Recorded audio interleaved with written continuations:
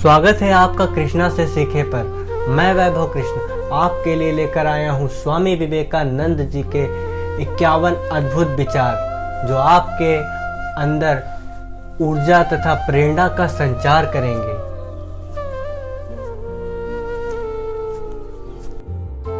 उठो, जागो, तब तक नहीं रुको जब तक लक्ष्य नहीं प्राप्त हो जाए।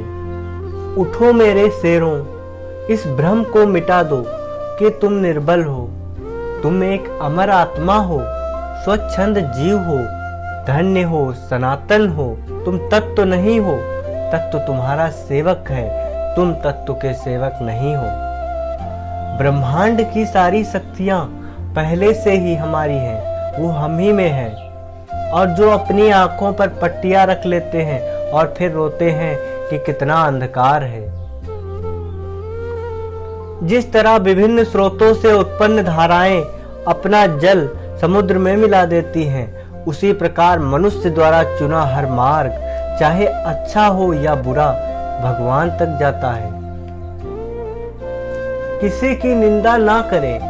अगर आप मदद के लिए हाथ बढ़ा सकते हैं तो जरूर बढ़ाएं। अगर नहीं बढ़ा सकते हैं तो अपने हाथ जोड़िए, अपने भाइयों को आशीर्वाद दीजिए और उन्हें उनके मार्ग पर आगे बढ़ने दीजिए। कभी मत सोचिए कि आत्मा के लिए कुछ असंभव है। ऐसा सोचना सबसे बड़ा विधर्म है। अगर कोई पाप है तो वो यही है कि ये कहना कि तुम निर्बल हो या अन्य निर्बल है। अगर धन दूसरों की भलाई करने में मदद करे तो इसका कुछ मूल्य है, अन्यथा ये सिर्फ बुराई का एक ढेर है और इससे जितनी जल्दी छुटकारा मिल जाए उतना ही बेहतर है। एक शब्द में यह आदर्श है कि तुम परमात्मा हो। उस व्यक्ति ने अमरत्व प्राप्त कर लिया जो सांसारिक वस्तुओं से व्याकुल नहीं होता। हम वो हैं जो हमें हमारी सोच ने बनाया है।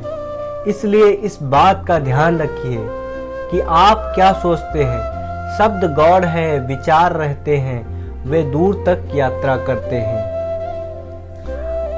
जब तक आप खुद पर विश्वास नहीं करते तब तक आप भगवान पर विश्वास नहीं कर सकते। सत्य को 1000 तरीकों से बताया जा सकता है, फिर भी हर एक सत्य ही होगा। विश्व एक व्यायामशाला है जहां हम खुद को मजबूत बनाने आते हैं। इस दुनिया में सभी भेदभाव किसी स्तर के हैं, ना कि प्रकार के, क्योंकि एकता ही सभी चीजों का रहस्य है। हम जितना ज्यादा बाहर जाएं और दूसरों का भला करें, हमारा हृदय उतना ही शुद्ध होगा और परमात्मा उसमें बसेंगे।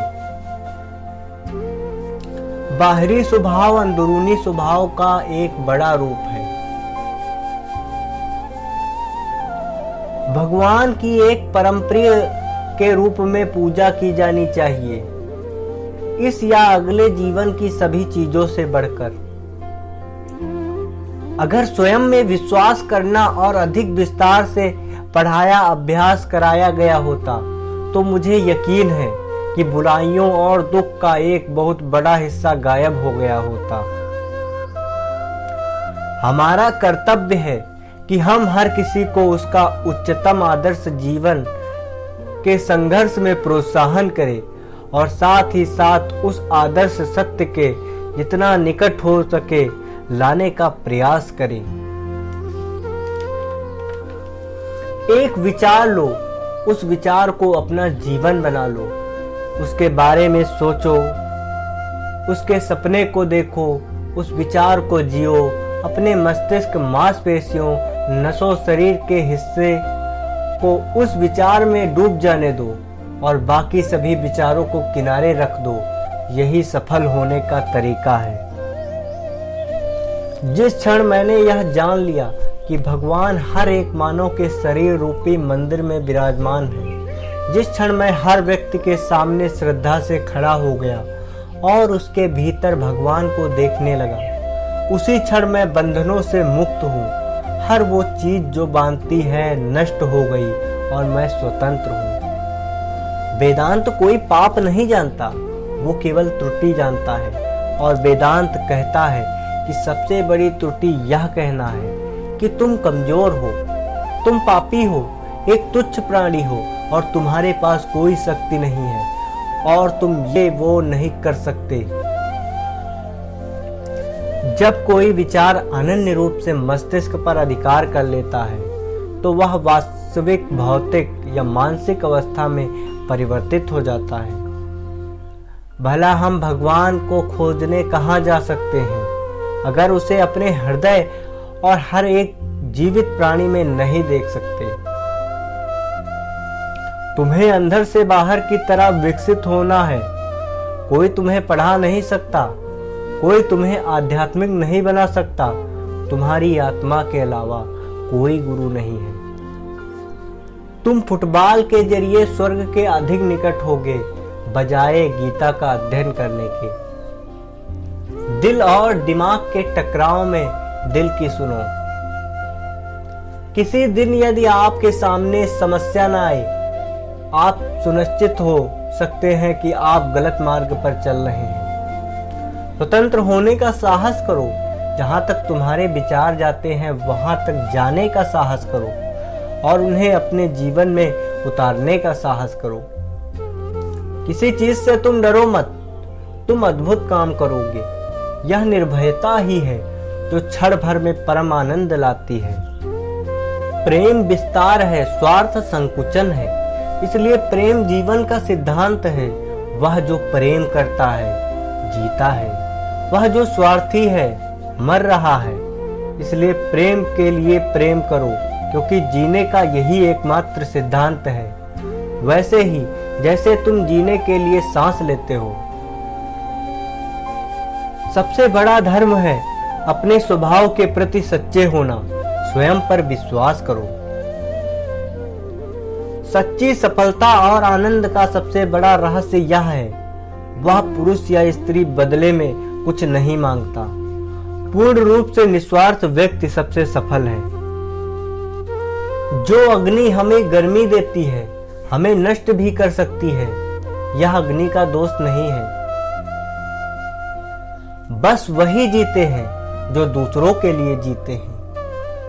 शक्ति जीवन है, निर्बलता मृत्यु है। विस्तार जीवन है, संकुचन मृत्यु है। प्रेम जीवन है, द्वेष मृत्यु है। हम जो बोते हैं वो काटते हैं। हम स्वयं अपने भाग्य विधाता हैं। हवा बह रही है, वो जहाज जिनके पाल खुले हैं इससे टकराते हैं और अपनी दिशा में आगे बढ़ते हैं, पर जिनके पाल बंधे हैं हवा को नहीं पकड़ पाते। क्या यह हवा की गलती है? हम खुद ही अपना भाग्य बनाते हैं। ना खोजो ना बचो, जो आता है ले लो।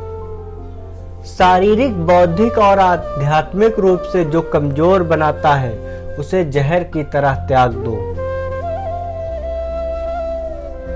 एक समय में एक काम करो और ऐसा करते समय अपनी पूरी आत्मा उसमें डाल दो और बाकी सब कुछ भूल जाओ।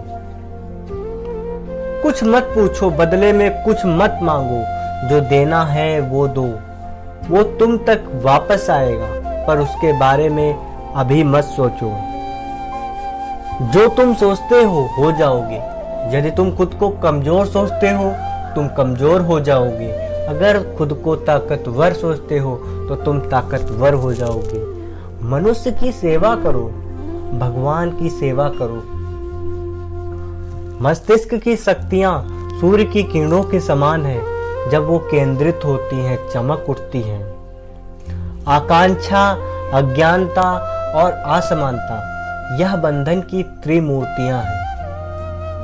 यह भगवान से प्रेम का बंधन वास्तव में ऐसा है जो आत्मा को बांधता नहीं बल्कि प्रभावी ढंग से उसके सारे बंधन तोड़ देता है। कुछ सच्चे, ईमानदार और ऊर्जावान पुरुष और महिलाएं जितना कोई भीड़ एक सदी में कर सकती है उससे अधिक एक वर्ष में कर सकते हैं।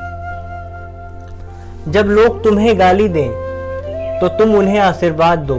सोचो तुम्हारे झूठे दंभ को बाहर निकालकर तुम्हारी कितनी मदद कर रहे हैं। खुद को कमजोर समझना सबसे बड़ा पाप है।